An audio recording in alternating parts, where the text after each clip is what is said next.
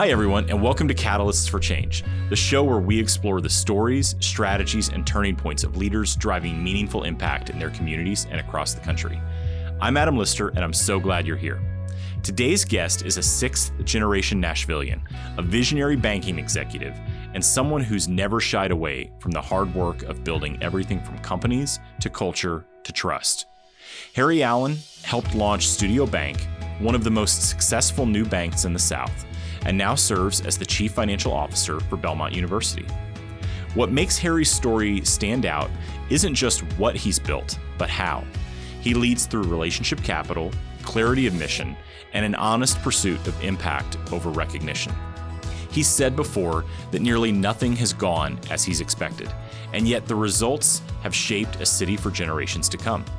In today's episode, we'll talk about Harry's approach to relationship building, values-based leadership, and how living with purpose prepares and enables leaders to drive positive change. Let's dive in. Harry, thank you for being here today.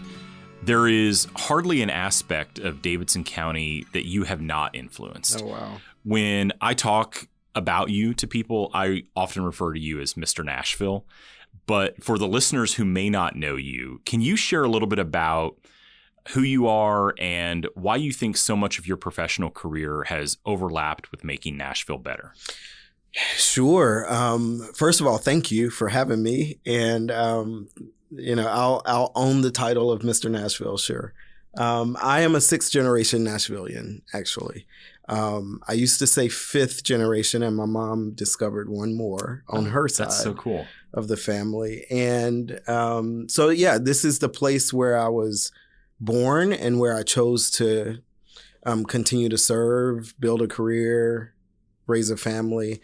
And, I have always believed, or my parents have always taught me that the space you occupy is an important space, and you should pay rent in terms of service to that place, community, and so forth. And so since I've decided to make Nashville my home long term, I have found ways continuously to serve. And Nashville, this is a place where volunteerism and service is really important and part of the DNA and part of the expectation of our business leaders.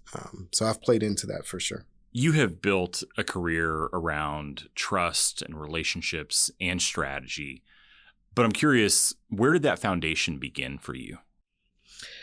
Probably, I was raised by a public school teacher. My mom, she taught English in the same classroom for 27 years. And my dad was bivocational, a social worker and a pastor. And so, the understanding of integrity, maintaining trustworthiness, say what you're going to do and do what you're going to say, was just instilled in me. And, we served our community as part of our vocation, but it's also what we did for fun. And so those values were instilled in me early on from my parents. But I do believe that folks respond to authentic engagement. And when you show up as you've come to know who you are, people respond to that. And it's easier to build relationships that are less transactional and deeper. And those relationships can serve you in really powerful ways over the long term. Do what you say and say what you do. Mm-hmm. Reminds me of a conversation I had when I was leading a nonprofit with a person we were pursuing for a contribution. And we got the contribution. And one of the reasons why in the course of that coffee, which surprised me a little bit, was they said, you told us you were going to do this thing and then you did it. And that is an frequent thing. Yes. And it struck me as like, well, that's kind of strange. Yeah. Wouldn't you just say you're going to do a thing and then do it or then not say that you're going to do that thing? You've mentioned your mom and your dad and the influences that they've had on mm-hmm. you. I'm curious what early experiences or other mentors might have had a role in shaping how you think about your professional career. Yeah, I mean, I've had so many mentors along the way. Some of them were assigned mentors when I was either interning or part of some program, and others were more organic in their formation. But a few come to mind. Derek Young, I don't know if you know Derek, but he was leading a nonprofit that I was engaged in called Inroads. Hal Cato, who is our CEO of the Community Foundation.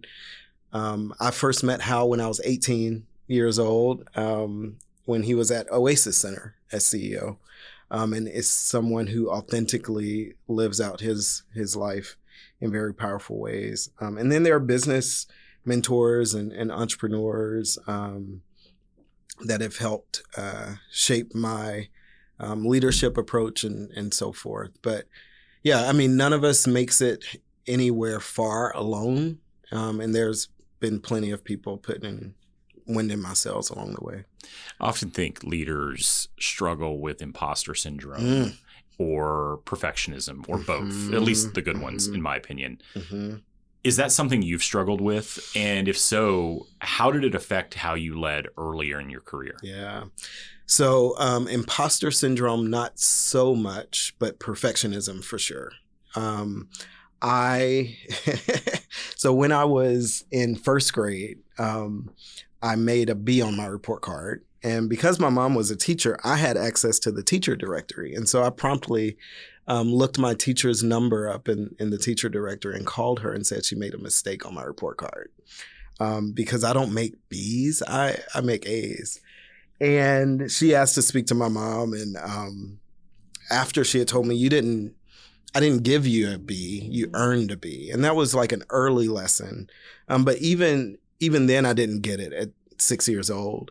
I spent most of my years as a student and young adult chasing perfection and affirmation from others. And I felt that if I got the A, won the award, did the thing, then there was value to my life. And once you're out of the structures of school and no longer getting tests and report cards, and your life is yours, if you've wrapped your identity in those grades or in that affirmation, it can be very unsettling. And I found myself as a 21, 22-year-old, like, what am I driving towards, and whose life is this and why? And there's actually a book called Quarter Life Crisis. And I feel like I was having that of sorts and kind of losing what life was about. And fortunately, my faith was a big part of not staying in that place, but moving towards it and reframing life and why you should strive for excellence, and also understand perfection is never attainable.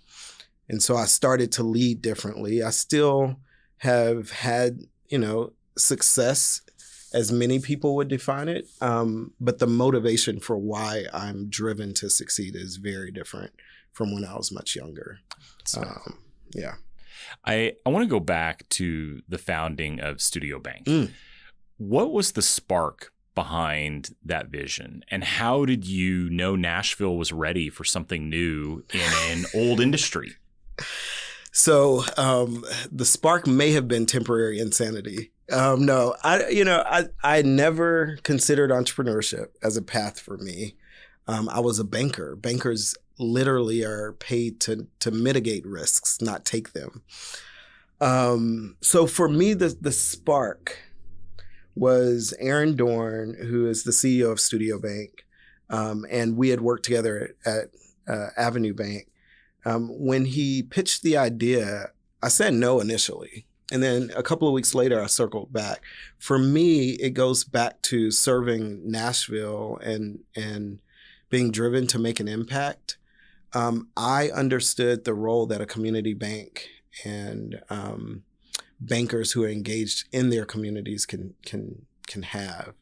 And the thought of authentically serving the town that has served me from birth through the profession that I was most familiar with was really a driving force to taking that risk. And it was one. My youngest was 3 months old when I came home and told my wife I'm quitting the bank where I was working and starting one. And then how did I know Nashville would be ready? I didn't know, but I believed. And I think a lot of entrepreneurs have clarity around a solution that may not exist in a market, or an approach to how someone is doing a thing that doesn't yet exist, and just believes that someone else might be interested in buying it.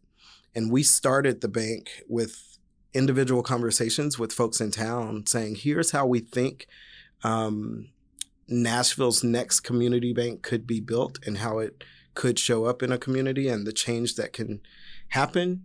And if one person believed, I was like, okay, I got one. Let me see if I can get two, right? And then once I had a coalition of investors, folks being willing to serve on a board, I had confidence that Nashville might be interested in this. And we raised $46 million in a relatively short period from a little over 300 individuals. The bank today is over $1 billion in total assets. So from 46 to $1 billion in 7 years. And that growth has exceeded the trajectory of many banks that have started in this town, and further solidifies the fact that Nashville wanted a bank like Studio. Yeah, I think about your line, they're paid to mitigate risks, not take them. The image that popped in my head was you went from Cap Toes to Cole Haans, and the ability for you all to kind of respond to the needs and be comfortable and flexible, but still structured and traditional. Not sure how often we make metaphors from banking to shoes, but there's something that was lost in banking that I think you all were able to bring back, which really speaks a little bit to the culture that you have created there. And I'm curious, what were some of the key decisions that helped you shape Studio's culture early on? So early on, the founding team, we spent a lot of time, probably about a half a day each, on big topics, and people and culture was one of those big topics. And we wanted to make sure that we were aligned with the experience we wanted to give team members who were going to sign up to be a part of this. For us, ownership and a sense of ownership was really important. And so figuring out ways to provide equity to every employee so that they reap the reward and wealth building opportunity that would be created.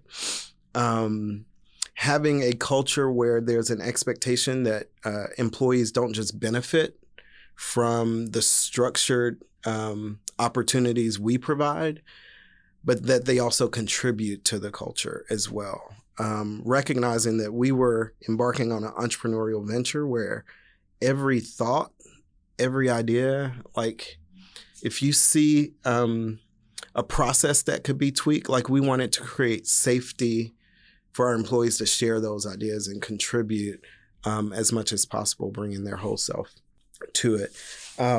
We wanted to have fun. We are a group of nerds, so our fun doesn't look like everybody else's fun, but we wanted to create a culture where it was fun. You're surrounded by people who are talented, but enjoy what they do and enjoy doing it with each other. And so proud that, for 6 years straight, we were voted as one of Nashville's best places to work. And that was through some crazy periods as a bank. COVID, interest rates falling to zero, spiking to 5%.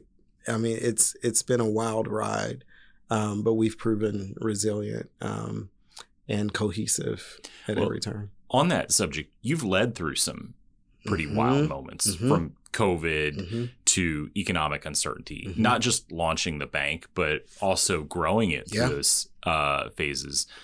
What did that teach you about resilience and leadership under pressure? What did it teach me? I don't know if it taught as much as it affirmed, right? So I think being very clear on your purpose as you are starting something is really important, so that when the context shifts or chaos ensues, you remember why you did this. And I remember in COVID, there was the program that the SBA, Small Business Administration, stood up, the Paycheck Protection Program, right? And this was a great opportunity to deploy capital to small business owners at a time where they were having to close their doors and work remote. I mean, it was nuts. And bankers all of a sudden were called to this role of service of getting as much money out the door to as many of these small businesses as possible.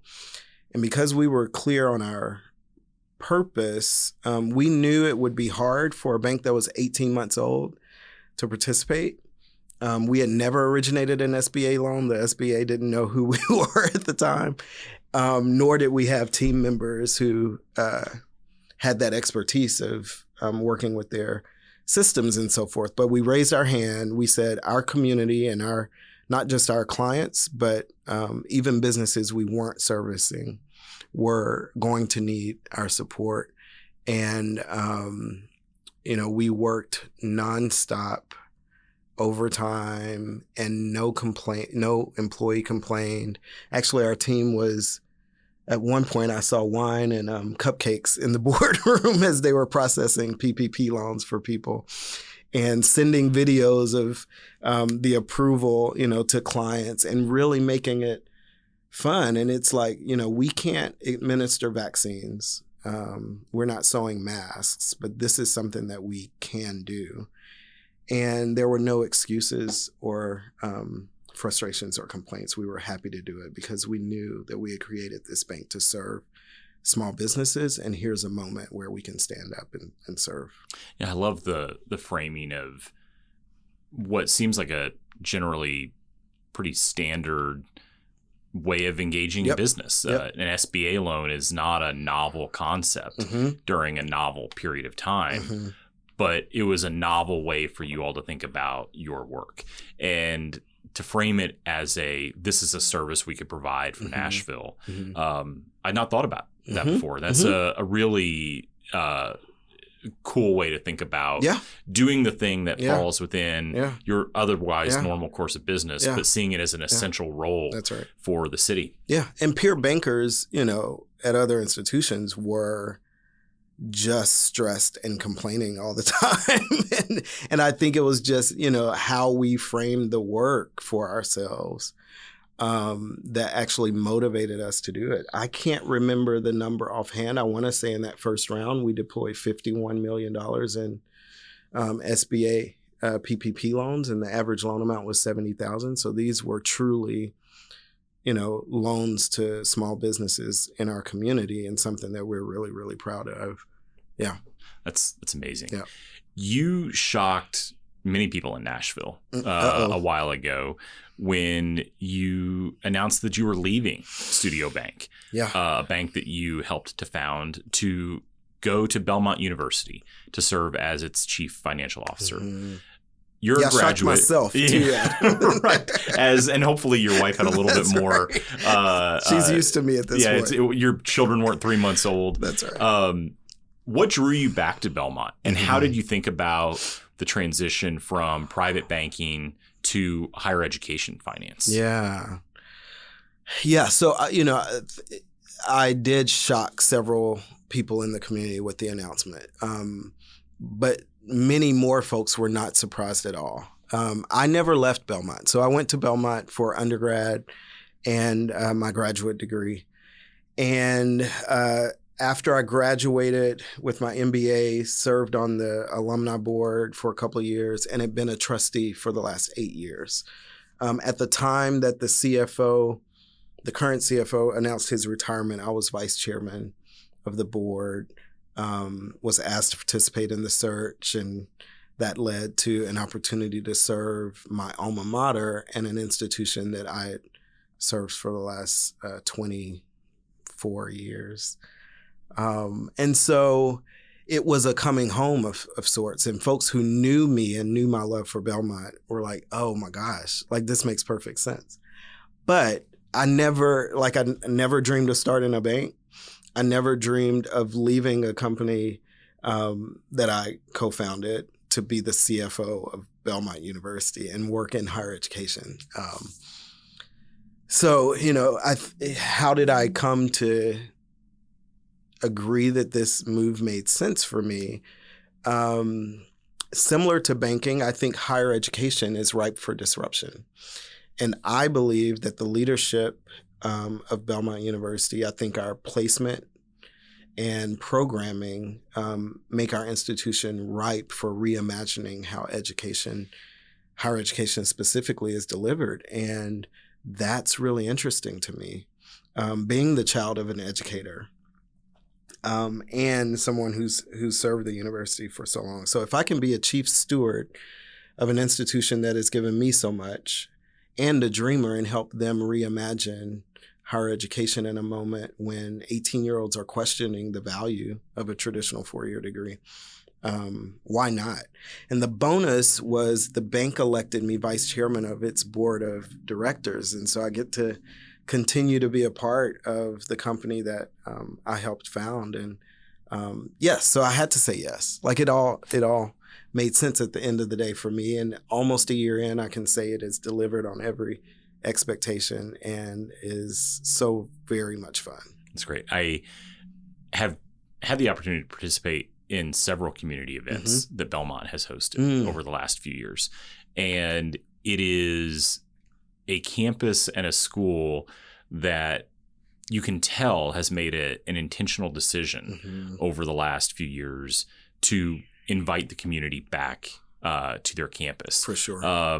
And get folks involved in a variety of different subject matters. We've had opportunities to listen to authors and have associations that we're involved with on the Belmont campus in different locations. And that level of openness really builds a connection and an investment from the community into the university and reinforces just how invested the university is in the community's success. No, you're right. I mean, you called me Mr. Nashville.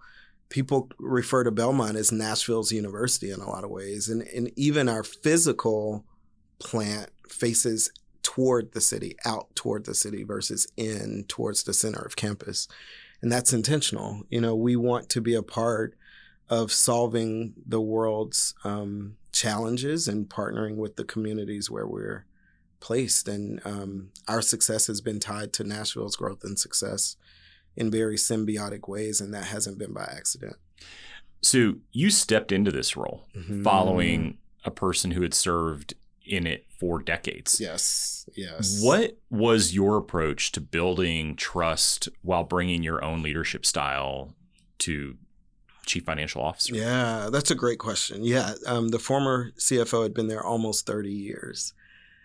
And while I was familiar with the organization, having served on the board and on the finance committee, when I assumed the role, I didn't want to act as if I understood the operation of the institution. And I wanted to learn and listen from those who have been in the trenches. And I think, in terms of building early trust, showing up as a listener first helped me. I think the relationship capital I had, having served on the board, I knew every dean. I interacted with many of the executives prior to joining the team. That relationship capital gave me a foundation of trust that I could leverage. But many of my team members in finance and accounting I had never met. They had never met me. We are very different leaders, the former CFO and myself, and very different personalities and energies. And so I knew that there'd be a period of adjusting to how I lead and manage. And to help your listeners, I'm naturally curious. I'm a collaborative leader and value partnership.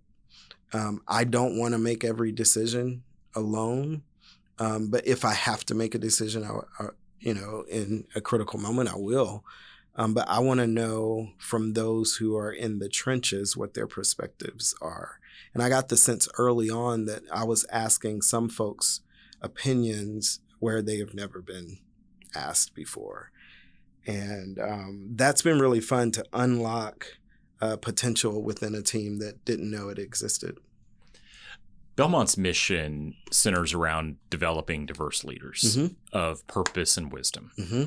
How do you see your role in helping bring that mission to life? Yeah, I mean, this is a great follow-up question to where I just left off, but developing is what I'm most interested in when I'm leading a team. We're all on a journey of learning, and for me, coaching and developing is a lot more fun than managing and controlling. And so, I think that, yes, and that's our mission as an institution of higher education. I hope that's also the philosophy that many of our leaders of staff follow as well, because, my job as a leader is to help those on my team grow and develop. And I hope, that we present many, many opportunities for them to do that right at Belmont. But even if we're sending people from Belmont to other workplaces, we've sent them as better leaders than they were when they came to Belmont. So that's the primary role of the leadership team, is to develop those around them to be better. You've said before that your success has come from intentionally building and stewarding relationship capital.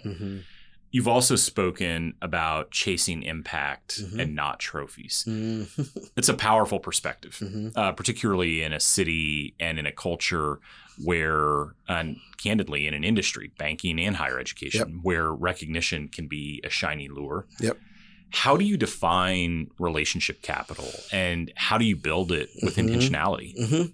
Yeah, I mean, it's so fascinating to me that it's very easy for us to wrap our minds around the importance of building financial capital and the steps towards doing that. So we understand to build wealth, it's better to invest early, diversify your portfolio, nurture those investments over a long period of time. The exact same principles apply when you're talking about relationships. We approach networking and connecting with others as very transactional. But I think the more authentic engagement yields higher dividends. And diversing your portfolio of relationships is just as important as diversifying your financial portfolio. The time value is at play. The earlier you start building these relationships, the more yield they will provide to you as well. When we were starting Studio Bank and raising capital, I was leveraging relationships from 20 years ago that I had formed and never left. And so it was easy for them to see me in this light because they had been on the journey with me. And they're like, oh yeah, of course you're going to start a bank. Even when I didn't yet fully believe it, those around me that knew me and those relationships that were deep could see it as well. And so, yeah, it's been really, really powerful. That is such a great way to think about comparing that to how you would build just personal wealth and financial capital. Buffer risk, you make yourself more resilient, Yeah. It's so good. I think about your comment about, of course you're going to start a bank. It's a good reminder that the people around you often recognize when you're ready for an opportunity faster than you do. That's right. And if you just listen and doubt yourself less and trust the judgment and the wisdom of others who've seen you succeed and grow, you're probably going to pick up on some really good opportunities. How do you personally stay grounded in your mission, especially in the roles where there's pressure to perform and candidly to please? Well, so I have the benefit of having 3 wonderful kids who keep me grounded for sure. I tell them, you've been to Party City, planning for a party, and you got to buy the balloons, but you better not leave without the little weights that you have to tie the balloon to. My kids are my weights. Otherwise, all the trophies and affirmation that Nashville hands out to community leaders would just let me float right away. So remembering what matters most, and, even if you don't have kids, usually your relationships with family and loved ones are important relationships that keep you grounded. For me, it's also remaining humble. Like, I maintain a posture of service, and I'm just a vessel. Like, it's a vector. And so it's not about me as much as it is me using and stewarding the gifts that I've been given to do something greater in this community. That's what now motivates me. Yeah, it's really powerful imagery. And I think you talk about framing with the way that Belmont faces the city. I think there are ways to think about those weights on a balloon as being a tether and an anchor, not something that pulls you down, but keeps you in a place where you want to be. Yeah, that's exactly right.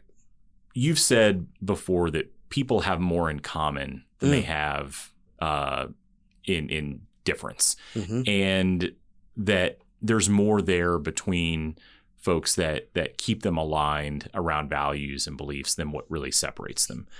How has that belief shaped the way that you lead and build teams in the places where you've served as a leader? Yeah, I mean, I think remembering that helps me. It helps me with imposter syndrome, for one, because whether I am interacting with a student and, guest lecturing in a class, or sitting across, when I was a banker, I banked very successful and wealthy individuals and Grammy Award winners and all that stuff. I didn't get wrapped up in the titles and functions and jobs and those elements. I just knew that we were both people, and at some level we want the same basic things. And so I come across as genuinely interested, not intimidated or nervous, and engaging. And I think, folks have told me that's refreshing, because if you are, say you're young in your career and you've got an opportunity to land a sale with an healthcare executive, right? Like, that can be very intimidating. Unless you remember they were once 25 too, and they probably can relate. And we get wrapped up in our differences instead of remembering why we're all here and what we all want, which is to be seen and hopefully to serve. We've talked a lot about the ways in which you personally and the organizations that you've served have grown and had success, and the opportunities that you've seen in moments of chaos or newness. I'm curious to hear, and I think the listeners would be too, there's been moments that haven't gone according to plan. How do you approach those moments and lead through them? Yep. Yeah, you have to apply introspection. All right. So yes, not everything will go according to plan. It's almost, you can say for certain everything won't go according to plan. Right. And so I think learning from the failures, there may be even a book called Fail Forward. I think there is, or Fail Up or something. But yeah, don't miss the lesson. When something doesn't go your way, or when you've not shown up in the way that you want it to, learn it, carry that forward, or, adjust the plan, revise the budget, right?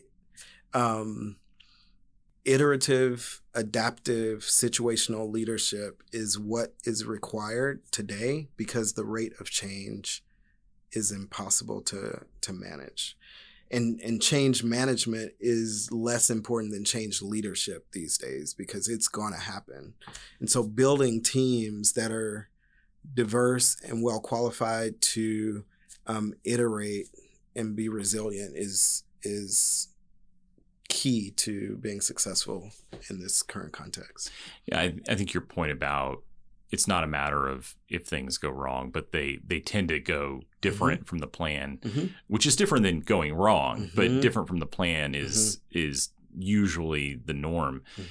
I usually spend a lot of time thinking about and telling others that the way that we approach those sorts of things obviously matters. And if you can think about how you respond as opposed to react, there are ways that feel more intentional in your response. Yeah, because it helps you think through about, hey, this is a new moment. This is a stimulus we may have not wanted or anticipated, but a response is something that we can spend time thinking about as opposed to just having a reaction that we then have to deal with the consequences of later. That's exactly right. You are someone who has regularly encouraged people, myself included, to follow our passion, which is one of the reasons why I've got my own shingle now and we're doing this show. And not just to accept every invitation to serve, that not every opportunity is a good one. Can you say a little bit more about that? Yeah. I mean, this was one of those hard lessons that I had to learn. I talked about serving in my youth and, you know, my parents' backgrounds and my upbringing. When you start to volunteer, at least in Nashville, and you're recognized as a willing volunteer, you get asked a lot. And sometimes I said yes when I should have said no. And when I reflected on the experiences that didn't go well for me, almost always it was I knew my parameters for what I should say yes to, and I abandoned them. Every time I abandoned them, the experience was horrible, or my ability to make an impact in the organization was bad. So I tell people, figure out what problem you're naturally curious about solving or passion you have, and do those things. For me, I finally figured out that education was it for me. And I'd broaden it a little bit. Workforce development. I think education is part of that. That's what I'm most passionate about. And my other passion is leadership. How do we nurture those who have natural gifts to lead others so that they can make the maximum impact in the communities they're serving? That's what I'm passionate about. There are organizations that serve older adults, and that's their mission, and it's a wonderful one. I can't serve on the board because it's not my passion. And those board meetings will become BORED meetings very quickly. And then you show up as someone that you're not.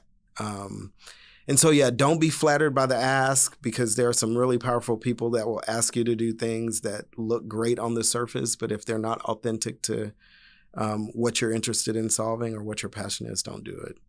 For the astute listener, Harry you have acknowledged that you are a willing volunteer and you're passionate about education. So, and my dance card is full. And his dance card is full. So don't find his email at belmont.edu and ask him to serve on something. That's right. But if it's an education related, there's a high probability you can pull on his heartstrings. You mentioned impact, and how to have the impact that you wanted to have. What I'd love for you to talk a little bit about is how you actually define what impact is for you, and how do you measure it and know what sort of impact you're having? It's a great question, Adam. For me, so if I have aligned with the mission of the organization and we have driven progress toward that mission, then that's my definition of impact. Also, if I've done it in a way that I can still sleep well at night and be proud of how I've shown up, who we've brought to the table, or the lives that have been impacted, then that's part of the criteria as well. Because you can drive toward a mission and not show up as collaborative, or unwisely use your power and influence in a way that, in my opinion, is not ultimately sustained impact. And we've seen leaders fall over issues with integrity or conflicts of interest and misuse of power over and over and over again. That success may look and impact may look good in the short term, but it's not sustainable. And I'm looking for sustained and significant impact, not short-term wins. So as you're looking for those things, what's next for you? Not in title, but in growth in the ways in which you may lean into this community or the broader community to have that impact. Probably the worst answer ever, but I have no idea. And I say that because I did not, if you had asked me 5 years ago, where do you see yourself in 5 years? I would not have said CFO of Belmont University. So I don't know where my journey will lead. And I don't think anybody does. But what I know is how I will show up when I get there because of the commitments I've made to be true to who I am. And I will learn as much as I can with all the challenges, all the disappointments, all the joys of this current role so that when the next opportunity emerges, I'm better and smarter and have more perspective than I do now. So I don't know where I will end up, but I hope I continue to learn and grow so that when the right next thing emerges, I'm ready to take full advantage of it. And it may be this seat for 27 years, just as the last CFO of Belmont. Most of us that lead organizations or teams are around our peers, give or take a few years, similar experiences. You're in a unique position in you are a super minority on campus with your peers, both in terms of age, probably in terms of where you're from, and certainly in terms of your experience. And I'm not from within higher ed. And you're not from within higher ed. That's right. I would imagine just walking around campus and seeing hundreds and thousands of faces that have many fewer wrinkles than yours or mine. Is both a humbling moment, but then also could be a little inspiring. As you think about the work that you're in right now and the way that you lead, what do you hope your leadership encourages others, maybe those thousands of students at Belmont or other leaders that are coming up in nonprofit or business would learn from your experiences? Yeah, I mean, first, you're exactly right. And I assumed because of my age, as I'm walking around campus, all the students would mistake me as a fellow student. That has not happened. And so I'm like, wait, maybe I don't look as young as I think I do around campus, which is why I wear sneakers more than I wear loafers these days. But no, I hope that I can be an example for young, hungry folks who have ideas to transform and engage the world around them, that age isn't as important a factor as seizing every opportunity to stretch yourself, get out of comfort zones, serve and learn. And I think my exposure to opportunities to do incredible things at a young age and me taking that risk, learning those lessons and moving on is what has led to a trajectory that seems fast to others. But really, I've been doing the work for a long time. I just started earlier. And this isn't a superpower. My oldest is at youth legislature right now, learning a ton, and has a servant's heart. Like, there is an idea or inspiration that may come to her to start an organization, right, around a mission that she's motivated to help solve. There's nothing that says that you have to be 40 when you do that, right? So that's the lesson. And even to those who, joined as a peer who are much older. I am not, I don't think I know everything. And so my youth doesn't stop me, but it doesn't make me obnoxious either. So yeah. Well, a huge thank you to Harry Allen for joining me today. It was an awesome I hope it was conversation. helpful. I had fun. I loved it. Harry, your journey reminds us that dirt under our fingernails from doing for others is more valuable than the shine on trophies or other office ornaments. And that real leadership is about the trust you build, the clarity you maintain, and the lives you impact. I am personally grateful for his example and his voice. If you enjoyed this episode, please leave a rating and review and share it with someone you think would find it valuable. And if you're curious to learn more about Belmont University and the ways they're supporting the next generation of leaders, check out belmont.edu. We have more incredible guests coming this season, so be sure to subscribe to Catalysts for Change wherever you get your podcasts, or visit us at catalystsforchangepod.com.